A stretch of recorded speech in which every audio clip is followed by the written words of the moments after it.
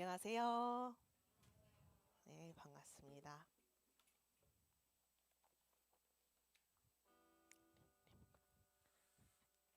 네, 오늘은 너울을 벗어버리고라고 하는 제목으로 함께 말씀을 나눠보려고 합니다. 반절 나눠서 읽어보려고 하는데요. 번갈아 가면서 읽지 않을 거고, 이 한 장씩을 뭐 뭉탱이로 읽어주시면 좋을 것 같아요. 어, 이쪽에 계시다라고 하는 분들이 먼저 이 출애굽기 첫 번째 장을 읽어주시면 좋겠습니다. 시작. 모세가 두 증거판을 손에 들고 시내 산에서 내려왔다. 그가 산에서 내려올 때에 그의 얼굴에서는 빛이 났다. 주님과 함께 말씀을 나누었으므로 얼굴에서 그렇게 빛이 났으나 모세 자신은 전혀 알지 못하였다. 아론과 이스라엘의 모든 자손이 모세를 보니 모세 얼굴에 살결이 빛나고 있었다. 그래서 그들은 그에게로 가까이 가기를 두려워하였으나 모세가 그들을 부르자 아론과 회중의 지도자들이 모두 그에게로 가까이 갔다. 모세가 먼저 그들에게 말을 거니 그때야 모든 이스라엘 자손이 그에게로 가까이 갔다. 모세는 주님께서 시내산에서 자기에게 말씀하신 모든 것을 그들에게 명하였다. 모세는 그들에게 하던 말을 다 마치자 자기의 얼굴을 수건으로 가렸다. 그러나 모세는 주님 앞으로 들어가서 주님과 함께 말할 때에는 수건을 벗고 나올 때까지는 쓰지 않았다. 나와서 주님께서 명하신 것을 이스라엘 자손에게 전할 때에는 이스라엘 자손이 자기의 얼굴에서 빛이 나는 것을 보게 되므로 모세는 주님과 함께 이야기하러 들어갈 때까지는 자기 자신의 얼굴을 수건으로 가렸다. 네, 이번에는 고린도 후서 말씀입니다. 다시 이쪽 먼저 읽어주십시오. 시작. 우리는 이런 소망을 가지고 있으므로 아주 단단하게 서신합니다. 모세는 이스라엘 자손이 자기 얼굴의 광채가 사라져가는 것을 보지 못하게 하려고 그 얼굴에 너울을 썼지만 그와 같은 일은 우리는 하지 않습니다. 그런데 이스라엘 백성의 생각은 완고해졌습니다. 그리하여 오늘날에 이르기까지도 그들은 옛 언약의 책을 읽을 때에 바로 그 너울을 벗지 못하고 있습니다. 그 너울은 그리스도 안에서 제거되기 때문입니다. 오늘날까지도 그들은 모세의 글을 읽을 때에 그 마음에 너울을 덮여 있습니다. 그러나 사람이 주님께로 돌아서면 그 너울은 벗겨집니다. 주님은 영이십니다. 주님의 영이 계신 곳에는 자유가 있습니다. 우리는 모두 노을을 벗어버리고 주님의 영광을 바라봅니다. 이렇게 해서 우리는 주님과 같은 모습으로 변화하여 점점 더 큰 영광에 이르게 됩니다. 이것은 영이신 주님께서 하시는 일입니다. 그러므로 우리는 하느님의 자비를 힘입어서 이 직분을 맡고 있으니 낙심하지 않습니다. 우리는 부끄러워서 드러내지 못할 일들을 배격하였습니다. 우리는 간교하게 행하지도 않고 하나님의 말씀을 왜곡하지도 않습니다. 우리는 진리를 환히 드러냄으로써 하나님 앞에서 모든 사람의 양심에 우리 자신을 떳떳하게 내세웁니다. 네, 아멘. 할트 표기를 이어가기 앞서서 먼저 여러분에게 양해를 구하면서 죄송하다는 말씀 드리는 게 제가 오늘 교회 오면서 신발 이슈가 있었어요. 그래서 신발 이슈가 있어서 삼선 슬리퍼를 신고서 하게 됨을 양해를 구합니다. 신발 이슈가 있어가지고 오는 길에 갑자기 어, 그래서 양해를 구합니다. 출애굽기 말씀을 먼저 살펴보려고 하는데요. 출애굽기에 따르면은 사람은 거룩하신 야훼 하느님을 얼굴을 직접 볼 수 없었습니다. 그 영광의 빛이 너무 너무 강렬해서 보는 사람은 모두 죽는다라고 했습니다. 그런데 모세는 하느님과 직접 대면을 합니다. 그리고 하느님과 이야기를 나누고 하느님께서 전달해 주신 말씀들을 들고서 전달하고자 산에서 내려왔는데 모세의 얼굴에도 자신의 얼굴에도 빛이 나고 있더랍니다. 빛이 나는지 제일 처음에는 모세는 몰랐다지요.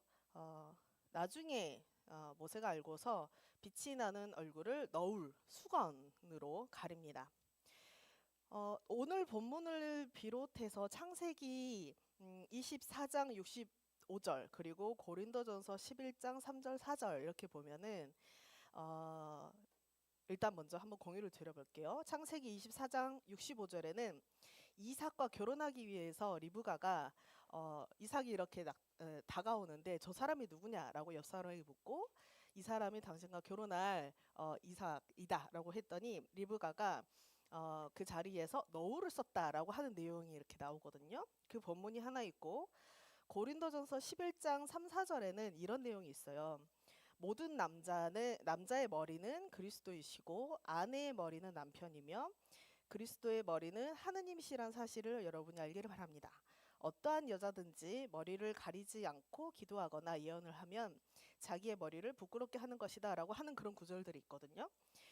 오늘 이 출애굽기 본문과 그리고 창세기의 본문과 그리고 고린도전서 이 공유드렸던 이 구절들을 가지고 앞뒤 맥락이 있음에도 불구하고 그 미사포 그 미사 전례를 드릴 때에 성당에서 그 미사포의 그 유래가 이 본문들로부터 이렇게 왔는데요. 그리고 또 결혼식 할 때 그 뭐라 그러죠? 면사포 같은 거 이렇게 쓰잖아요. 그것도 문화적으로 이 구절들로부터 유래되었다, 영향을 받았다라고 합니다. 성서가 각 시대의 한계가 있음에도 불구하고 구절들을 떼어서 교회 내에서 어떤 문화적으로 특히 가부장적 어떤 유산으로 이어가고 있는 어떤 모습들을 발견을 할 수 있는데요.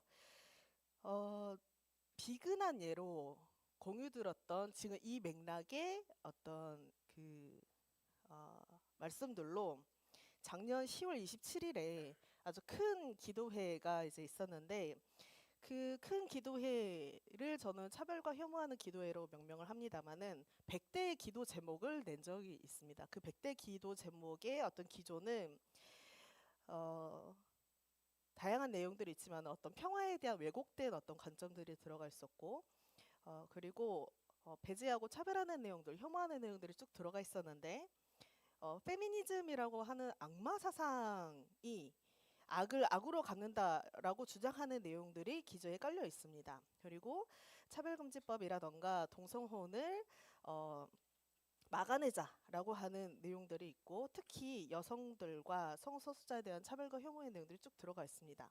근데 거기서 조금 더 들어가 보면은 남성과 여성은 본질적으로 같다라고 하는 거는 악한 사상이다라고 하면서 대적하자라고 하는 것을 기도 제목으로 꼽고 있고 남편은 머리이고 아내는 돕는 배필이라고 하는 그런 주어진 역할을 우리가 회복해야 된다라고 하는 기도가 들어가 있습니다.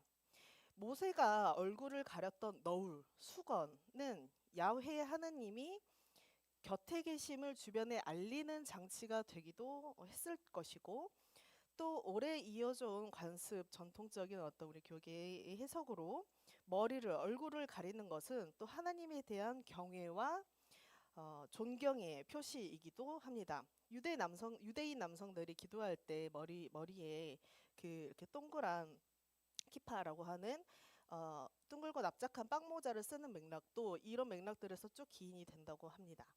고대 이스라엘에서 너울을 쓴 사람이 넓게는 하느님을 마주한 사람을 뜻하는 것으로 볼 수 있겠는데요. 오늘에 와서는 하느님을 마주하길 원한다거나 또 마주한 사람들 스스로 여길 때에 하나님을 마주했다라고 여기는 사람들 그 누구나가 다양한 너울 등을 활용할 수 있으면 참으로 좋을진데 유대교이든 가톨릭이든 한국 개신교이든 어떤 오늘에 와서는 가부장적 어떤 특권을 강화하는 기반이 되어서 작동하는 어떤 시스템으로 이어지는 것 같아서 저는 아쉬움으로 남는 지점입니다.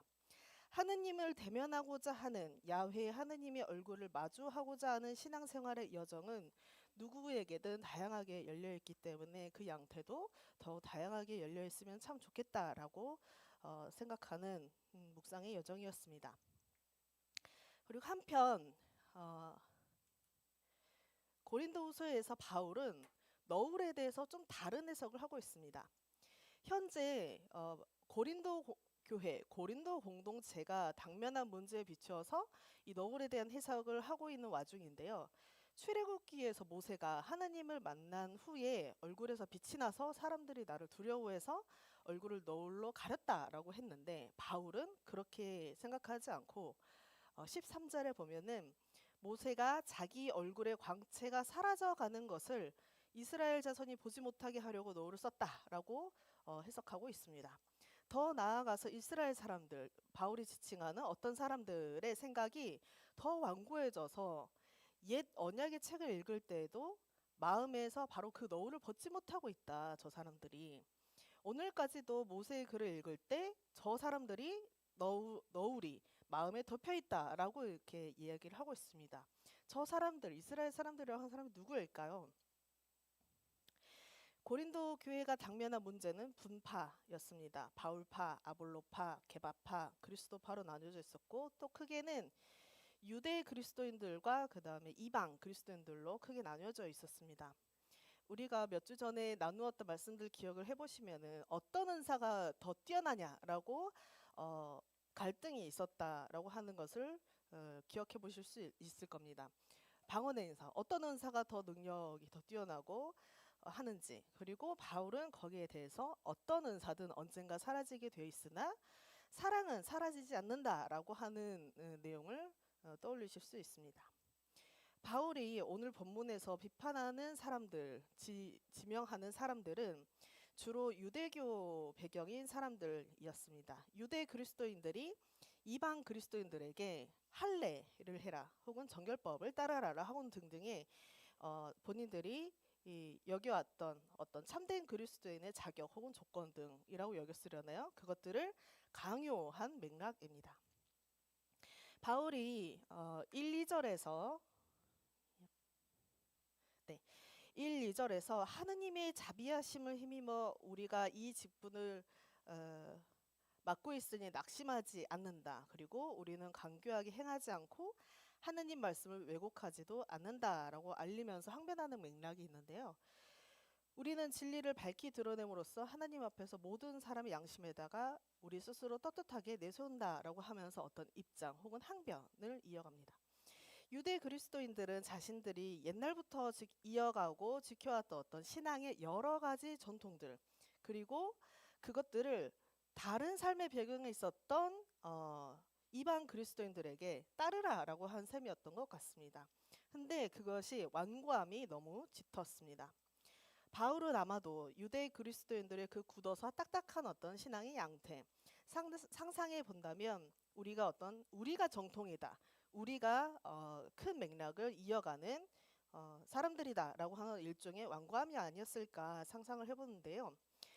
바울은 거기에 대고 주님의 영이 계신 곳에는 자유함이 있다라고 하면서 우리 모두가 가지고 있는 너울, 그 너울을 벗어버리자, 하나님 앞으로 오면 그 너울이 벗겨진다라고 이야기를 전하고 있습니다. 이 너울들을 벗어버리고 주님의 영광을 바라보자고, 주님과 같은 모습으로 변하여 점점 큰 영광으로 이르게 되리라고 하는 메시지들을 전하고 있는데요. 완악함 따위를 벗겨버리실 것이라고 마음을 덮고 있는 그 무언가를, 그것을 너울이라고 바울은 명명하는데요. 진리를 밝히 드러내지 못하게 덮고 있는 그 너울을 벗어버리라 하는데, 어떻게 하느님께로 돌아서서라고 가능하다라고 이야기를 합니다. 완악함으로 표현되는 유대 그리스도인들의 어떤 양태는 좋은 말로는 어떤 텃세였으려나요? 잘 모르겠습니다. 정통을 자부하며 어쩌면 급을 나눴을 수도 있을 것이고, 잣대를 들이워서 바울의 어떤 사도직을 부정하고 재단하는 행태를 이어가기도 했고, 그런 것들을 벗어버리자라고 바울은 이야기합니다. 이쯤 되니 저는 오늘을 살아가는 저로서는 이 너울이 제 안에도 있고 우리 안에도 있고 우리 한국 교계에도 너무 짙게 드리워져 있다라고 하는 묵상으로 이어지게 되었습니다.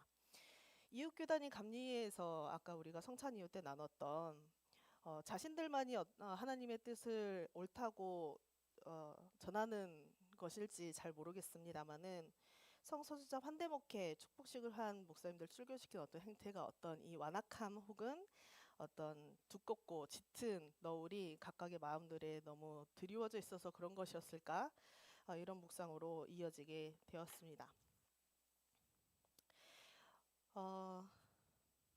현 시국에서 특별히 더더군다나 한국 교회가 하나님께로 돌아서서 그 두꺼운 어떤 너울이 벗겨지도록 인도해 주시길 바라는 마음이 정말 많이 드는데요.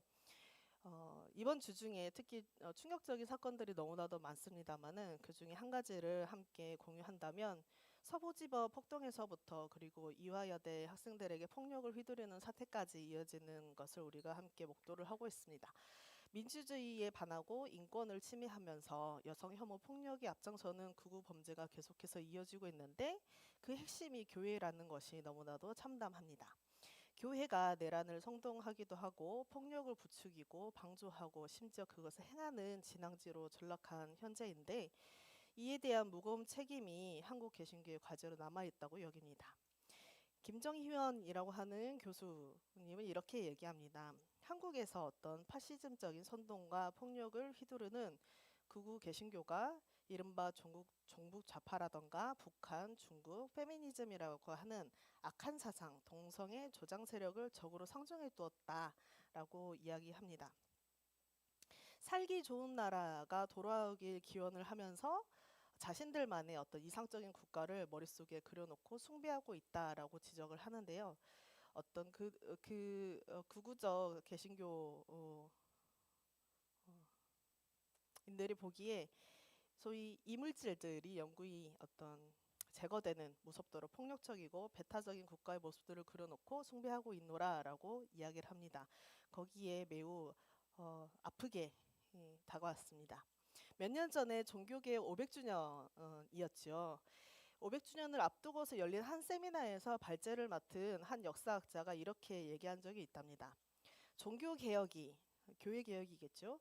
종교개혁이 교회가 가장 부패한 알프스 이남 로마가 아니라 알프스 이북인 독일에서 일어난 것은 로마가 너무 썩어버려서 개혁의 가능성이 남아있지 않아서였다라고 이야기한 적이 있답니다. 이를 듣고 있던 정경일 박사님이 이렇게 질문을 합니다. 그럼 오늘의 한국교회는 알프스 이남인가요? 이북인가요?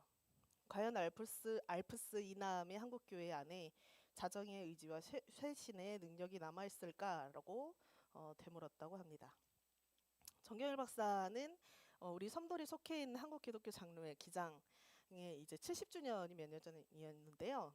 거기에서 새역사 70주년 기념 신학대회라고 하는 이제 행사를 진행했었고 거기에서 평화 없는 세계에서 신학의 언어 찾기 아픔으로 이렇게 딱 긋고 붙어라는 글을 썼는데 거기에서 이런 제안을 합니다. 역사를 돌아보면 비평화, 반평화의 세계에서도 평화는 가능했다라고 하는 지점들이었습니다. 예수께서 로마 제국의 평화에 맞서서 하느님 나라의 평화로 저항했다라고 하는 지점을 얘기를 하면서 폭력이 정상이고 또 일상의 현대 세계에서 예외적인 평화를 실천한 사람들이 언제나 있었다라고 하는 지점을 얘기합니다. 그러면서 평화는 이런 때에도 가능하다라고 합니다. 괴롭더라도 사회와 교회의 어둠을 응시하고 황량하고 냉랭한 어둠 속에서 꺼지지 않고 남아있는 평화의 불씨를 찾아내자. 그리고 그것에 부드럽고 따뜻한 입김을 불어 지필 수 있다면 우리 마음도 우리가 사는 세상도 조금은 더 평화로워지지 않을까라고 하는 제안이었습니다. 그래서 용기 있게 어둠 속으로 우리가 들어가서 어둠의 얼굴을 들여다보자라고 제안을 합니다. 저는 이 시간 우리 모두에게 각각 드려진 다양한 노을들이 있다고 여깁니다. 그리고 하느님 앞에서 헐헐 벗어버리자라고 하는 바울의 얘기처럼 헐헐 벗어버리기 바랍니다. 자유를 주시는 하나님께 모두 너울을 벗어버리고 주님의 영광을 바라보기를 너무나도 원합니다. 이를 위해서 우리 개개인들의 마음을 덮고 있는 너울이 무엇인지 알아차릴 수 있도록 주님께서 우리를 인도해 주시기를 간절히 기도하면서 또한 어떤 너울이든 벗어버리고 주님의 영광을 바라보고 점차 주님과 같은 모습으로 변화하는 여정으로 우리를 잘 인도해 주시기를 너무나도 기도합니다. 하느님의 자비하심을 힘입어 우리는 각각의 직분을 이미 맡아서 걸어가고 있으니 낙심하지 않습니다. 우리는 간교하게 행하지 않고 하느님 말씀을 왜곡하지도 않습니다. 우리는 진리를 밝히 드러냄으로써 하느님 앞에서 모든 사람의 양심에다가 우리 스스로를 떳떳하게 세우는 여정 가운데, 좌충우돌의 여정 가운데 있다 여깁니다. 함께하면 강해지는 여정을 뚜벅뚜벅 내딛어 지나가 보기를 제안합니다. 갈라지고 여러 겹의 자격 조건을 들이밀면서 주변부로 내침당해도 우리는 한 걸음씩 맞잡고 내딛어 갈 것입니다. 주님께서 우리 사회에 짙게 드리운 너울을 벗겨주셔서 제 마음과 또 각각의 마음의 너울들을 벗겨주셔서 자유케 하실 날을 속히 오기를 고대합니다. 침묵으로 기도하시겠습니다.